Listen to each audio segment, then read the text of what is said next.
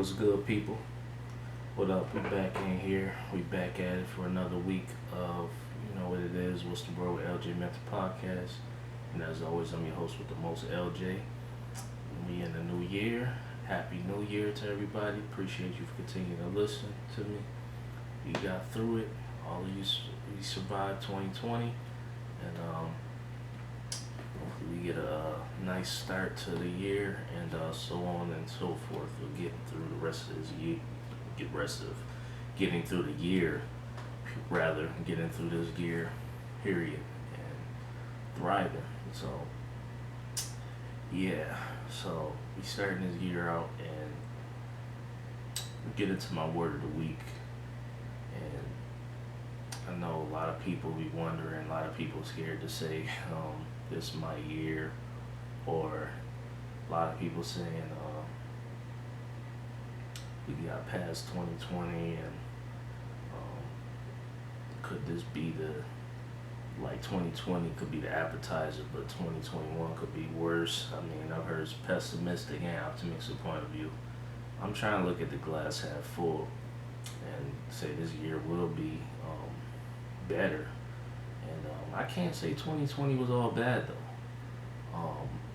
Some good and tragic things have happened. But yeah, we just start this year all right, and we keep it moving, keep it pushing, and keep going in this thing called life, because that's all we can do. And now, my word of the week is fresh. And the reason for that is I want to talk about some things, whether it be a fresh start to the year, maybe you want to do something different, maybe you want to start a business, maybe you want to looking forward to your, if you got it, your stimulus check, use that to maybe catch up on some bills, or a fresh start or something new. Maybe you got some ideas you want to get going. Whatever your fresh start is, I think that doesn't necessarily mean start over from scratch. That means do things in a little different direction, and doing something new. And for one, let's get into, for one, how did you celebrate the New Year's? Well, me personally, not going around large gatherings. Like, ever since I came back, I went to Mexico back in October. Since then, I haven't really been around too many people like that at all, really. I just been chilling, just working on my thing, getting this business going, doing a bunch of different things like that. Mostly just been chilling in the crib and all that. But for New Year's Eve, I spent it with one person, and it was cool. Like, not a big gathering. It was nice to bring it in with one person. And on New Year's Day, I know it's a different couple. Some people like to just chill out on New Year's, or do something different. Me, I went for a run. I went jogging, and that's really about it. I kept it kind of cool for New Year's, but I look at it as like just another. I look at it really every day. It's a fresh start to really do something different that I didn't do yesterday. Do something, accomplish something that I didn't do the day before or the day before that. And definitely you did New Year to accomplish something that you didn't, or continue possibly to make strides and accomplish something you were looking to accomplish in 2020. And maybe you're getting closer to that now. But yeah, let's talk about a couple things here. So for one, I know they announced this stimulus checks finally were coming out this week, starting on Monday. I know some people got them, a lot of people didn't get them. And I was reading somewhere that there's a deadline the IRS has to the 17th to get the checks out to everybody, whether it's in the mail or if you're gonna get it deposited directly into your account or whatever. But apparently, yeah, they have the deadline is the 17th, and I know there's a website too on the IRS.gov where you can check the status of it. And I know there was errors and all that, but I don't know. Nothing to do with that, but I know that's the information I was looking up to for people and all that. But yeah, yeah, and this crazy too. So yeah, it's half of the first stimulus check. It was 1,200 before, and 600 now. And if you want to get 300 extra dollars, as far as that, as far as everybody, if you make under $75,000 a year, so everybody that's getting that, yeah, something to look forward to. It's not a whole lot. I know we was open for more. Hopefully we get strides for more, but and we know it's still a lot of people hurting out here, which is crazy. Why? Which brings me to my next point of Georgia. I'm sorry, not Georgia. The Senate Majority Leader, who's based out of Kentucky, Mitch McConnell, who is the authority which he did to block the request of not only the still sitting President Trump, but the House, and basically he blocked it from being a unanimous vote for being 2,000, and he had authority to do so because he's the Senate leader, to block the $2,000 for everybody to get. So yeah, I know people pissed off about it. I don't blame them. That's crazy. That I don't get why, especially when you ain't hurting for money, Mitch McConnell, at all. Like, why are you blocking that for people to get it? I mean, it's about time the government gave people back money. What this whole pandemic really showed people is like all these cries for help that people wanted over the years that help people out in many different ways. It really shows that it definitely can be done. They just didn't want to do it because it's not affecting too much. And now I guess we put into a corner now, and there's pressure on everyone. So they basically saying oh, we got to do something. So this basically shows that the government could have done this a long time ago, but it just shows they didn't want to. And that's for either side, Democrats and Republicans. Now, it should be noted too that with some of these presidential candidates, whether they're Democrat or Republican, if they don't have if their party is a different party who's in the House or the Senate or Congress, it's hard to get things passed when it's not universal. It's really difficult and can take a lot of time.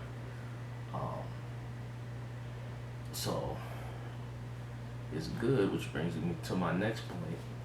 This actually goes into my word of the week, I think, fresh start. It just announced that it was most likely going to be the Senate's going to take over by the Democrats, so that could be a fresh start as well. From especially with Georgia, they haven't had a Democrat since 2000, over 20 years. So this is a win-win. I'm not a Democrat myself, but I agree with some of the values they have in some policy, but I feel like the point is when you have more, when it comes to something that's important as far as with legislation, laws, getting money to the people, you need things universal as far as, so that's why it's good that they have Democrats in the House, Democrats in the Senate, Democrats Congress, and now we got an president-elect Democrat, Joe Biden. Whether you was for Barack Obama or not, and I heard them explain in that interview as well, whether you was for him or not, the fact that certain things that you might have that he couldn't get done, I mean, it wasn't Democrats all across the board, so certain things he could not get done. And I know in the black community, some people feel like he didn't do shit for black people. So we could look at it like that. And at the end of the day, whether you had some promises, let's say for it, he had some promises and you had something you wanted to get fulfilled, but if it's something he didn't do it or didn't attempt to do it, or that he was trying to do it for a long time, he couldn't get certain things done because um, he had Republicans in certain areas. So it's really hard to get things done when it's not all across the board. And that's Republican as well. Like if you got a Republican president, for example, not choosing sides here. It's best to have it all across the board. Republican, same thing I think with Democrat. If you really want to get things done, you gotta have it all across the board. I think for it to be successful and work, which isn't an easy task to ask for to begin with. It's a lot of work. And that's why one of my favorite quotes, Rome wasn't built in a day. And that's just so true. It takes time. But yeah, as far as Biden, president-elect, was supposed to take office in a few days, and the 20th. Technically, Trump is still in office right now. I mean, first thing that comes to mind is a song in my head, "Letter to the President." These promises that these presidents made. All right, you gonna see. All right, what you got? You get in there. Well, there's some legislation passed out, and let's go see what we got. Because a lot of these presidential candidates, all these promises you made, ain't nothing changed. Before you got elected, promises you made, ain't nothing happened. And makes me think of that song, "Letter to the President." Me and my homies just wonder what's going on. Tell me what to do. They acting up. So what? Yeah. So yeah, we gonna see. And politics, I really don't even like politics on the real, but it's important, it's necessary, and I do care, and I pay attention to get things done. And it's important to be involved in the community and knowing what's going on at the end of the day. But this is a wild one today too. Some information that came out earlier today. If you've been paying attention, I know a lot of people have. A lot of Trump supporters stormed Capitol Hill today, and it's crazy. Like they damn near took the shit over. I don't know what they're doing now, but last I checked, it was still people, like thousands of people, like down the blocks surrounding Capitol Hill. I don't know what they're trying to. And it's crazy. The majority of Trump supporters, let's be real, from what I've seen, they're gullible as hell, and you could tell them anything. Say the election is rigged, they'll believe it. You tell people to. He probably told them to storm Capitol Hill, and we've seen this before during Black Lives Matter protests. They had armed soldiers, armed to the T, ready to shoot to kill. Shoot first, ask questions later. That's their mentality. But this shit here today, why don't we see any of that today? No armed guards or anything. None of that. And that's because they're, for one, Trump supporters, and probably 96-7% of those people are white. So you get a lot of leeway. It is what it is. It's a capitalistic and racist society. It has been to this day. We made a lot of strides over the years, but we've got a long way to go. This country was built off racism. It still is very racist, and it is what it is. I mean, there's big business in racism. It is a fact. Like a lot of this shit, that's in place now, like it wouldn't be in place probably if it wasn't for white people capitalizing on black people's pain, misery, and not having any rights, and basically forcing us having free labor to get things done. So, racism is still, I think, probably big business is racism. That's why it's still in place, and certain people just don't want to do anything about it. They want to push it under the rug and just let shit happen. Unfortunately, that's the way it still is. I think even some white folks don't realize that it's something wrong in this country. It has been for a long time, and we need white allies. We always have, to get things done, because there's just simply not enough black folks, for one, to get things done on our own if we want to change. Um, it's sad though that they really just stormed Capitol Hill, and that until this very day, Trump is doing everything he can to try and overturn this election. His last desperate hoorah attempt is to really try and overturn this election. Like, it's crazy. He really would not accept that he lost. I mean, nobody likes to lose or anything, but this fool right here is one of the biggest sore losers I've ever seen. Like, this shit is crazy. Like, Trump gonna let you know something. Oh, you will know. Like, this it's crazy. Like, the pity party is at an all-time high with this guy. Um, it's yeah. I don't know what to expect from him next. I mean, it's over, bro. I don't know. I don't. When it comes to that day when it's time for him to actually leave, like, I'm really interested to see how he's gonna handle that, because he's showing right now no implications of leaving on his own. They might have to throw his ass out. Um, yeah, I'm thinking that might be the case, because it doesn't look like he's leaving on his own willingly. He refuses to concede. He lost, and you just have to accept it. And Trump supporters too, they have to. You gotta accept it. Your guy failed. He lost. He came in second place. It's okay. You lost, bro. Like, it's over. Like, it's a wrap. Like, you gotta go, man. People gotta accept it. I mean, storming Capitol Hill is not gonna change it. Like, your boy lost. It's a wrap. Yeah. Yeah. He lost. But yeah, but yeah, I don't want to spend this whole time talking about that. I just wanted to address that. The fact that they stormed Capitol Hill is crazy. I mean, we ain't never seen nothing like this before. I mean, this last year, 2020, obviously we've seen something in our lifetime nobody has ever seen before. And we starting the year 2021. Seeing something I've probably never been seen before. How these crazy white folks storm Capitol Hill like that.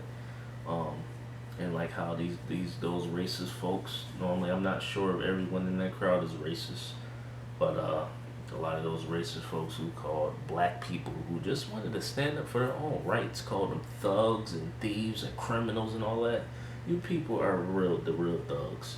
Basically, y'all some gangsters for real. Y'all can just storm up in there and think it ain't gonna be no repercussions and take shit over and knock shit over. You think you just gonna fucking do whatever the fuck you want to do. That's the epitome of white privilege. Cause it was a bunch of black folks surrounding. They would have fucking grenades and tanks and bombs out. It would be mayhem. They would probably have some fucking tanks out there to fucking stop, and it would be a fucking massacre if there was a bunch of black people storming them like that. Because that's how racist the society still is. But it's absolutely insane that they really letting them get away with this shit. I mean, yeah. And two, like, also we just found out that this is an interesting fresh start to the year. Seeing something new. That's what this show is about today. Seeing some new shit, good or bad. But it's crazy. And we got news today too that the police officers in Kenosha that shot that Jacob Blake and caused him to be paralyzed. Shot him 7 times for no reason. Literally no reason. The man should have not been shot. They're not going to be charged. I mean, people obviously, mostly in the black community and others as well. We sad, frustrated, but not surprised. I mean, we've seen this many times over the years. That's something that hasn't changed. Police officers, especially in particular, white police officers, not being held accountable for their evil actions, and it's not a surprise. We ain't see nothing change, and these promises that Biden make, we gonna see, man. That's all I got to say. We're gonna see. I don't put my faith in no human being. I just put my faith in God. All we can do is just live in it and do our part to see what we can do to change things. But yeah, I don't put all my faith in no fucking politician, because I really don't trust none of them, Democrats or Republicans. You can hope for the best and work with them, because you gotta work within the system. But yeah, I really don't trust any of them. All you can do is take your word face value and see where it goes. That's all you can really do. But we gonna see, and we gonna see how it goes, and maybe you can make some changes and see if Jacob Blake and his family gets justice, because the man is still paralyzed and he should not be. He was shot for no damn reason at all. And yes, one thing too, when I was thinking about this earlier, people that's in favor of those police officers and the many officers that have killed unarmed black people for no reason, for you to make up in your mind that black person was wrong, they was a threat, like, oh, we gotta look at and see, look into his past and see, oh, he was a criminal, oh, he has a bad history. What the hell? Even if that is the case, what the hell does that have to do with that moment? That has absolutely nothing to do with that moment. The police officers either beat the hell out of them for no reason or killed them. Those past police charges or misdemeanors, whatever the case may be, and all of them haven't been. Some of those reports are fake on some of those black individuals. If you really have to make up in your mind, like, oh, it must be something wrong with him, or you really got to be a sick and evil person to really. I don't give a damn what party affiliation you are. Like, I don't give a fuck about none of that shit. If you make up in your mind, like, that cop was in the right for killing him for no reason, like, really got to be a sick motherfucker. And I don't want to be around nobody like that. Like, really? Like, how the hell can you make up in your head that, oh, this man died, but this police officer, even though he killed him for no reason, you have to somehow make up in your head that he was in the right. Like, I don't understand how somebody can make that up in their head. Like, I don't. Like, you have to be a sick individual to think like that. To me, you gotta be a sick motherfucker to think like that. I don't know how you can, but yeah, I really don't understand it. I don't give a damn what party affiliation you with. That's just crazy to me. But yeah, that's it for my little rant about that. And now back to some more fresh stuff. So what's some things you looking forward to this year? We're talking about starting off fresh, right? Me personally, I'm looking forward to the NFL playoffs and the Super Bowl. It's some interesting things. Even though I grew up a Green Bay Packers fan, I'm from Buffalo, New York. Live in LA now. Never been a Bills fan, but I would like to see my home team do good. And Buffalo has always been looked at as an underdog in every aspect of imagine, not just in football, but just as a city as a whole. Always looked at as an underdog, overlooked, the forgotten city, as you will, New York State. Back in the day, I think in the 50s and 60s, that's even though before my time, but I heard stories that Buffalo was popping back in the day. Like, it was lit. Like, Buffalo was the spot. Like, it was kind of lit back then, but since then, like, Buffalo's been overlooked. And now one thing I look at, you see in the Buffalo Bills, they have a legitimate shot of getting to the Super Bowl. We got the hip hop scene getting some real light from Buffalo. So yeah, it's real interesting. And I think a Packers Bills Super Bowl could be a possibility.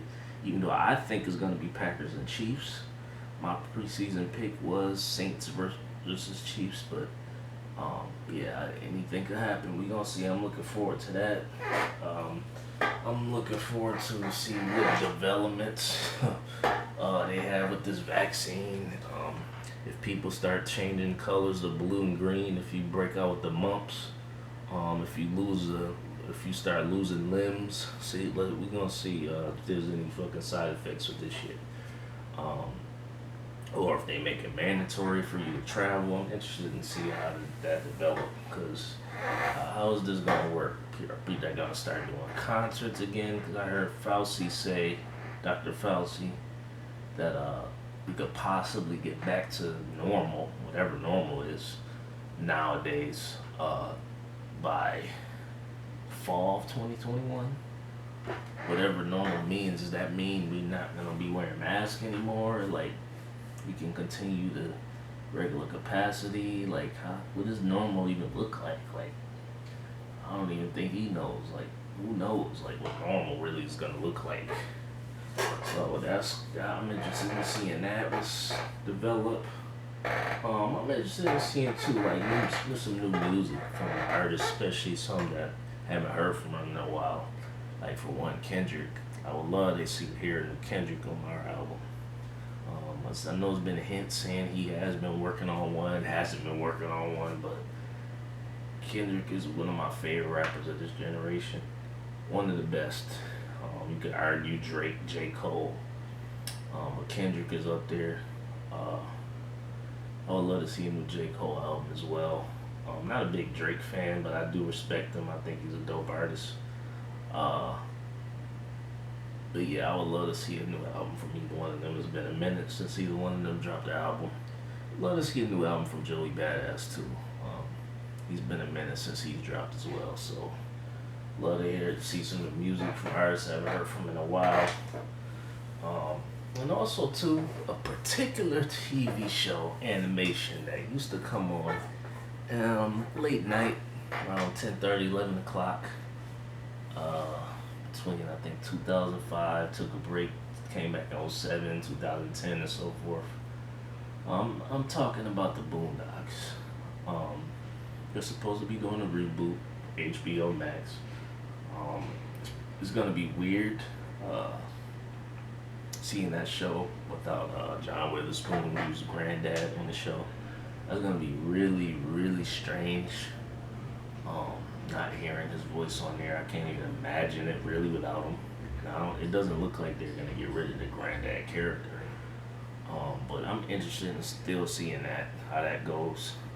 Because I love the Boondocks, and bringing it back, a reboot, it's gonna be tough. I think to hear granddad in a different voice, probably tough for a lot of people. But I know I'm interested in seeing, because I think it got pushed back.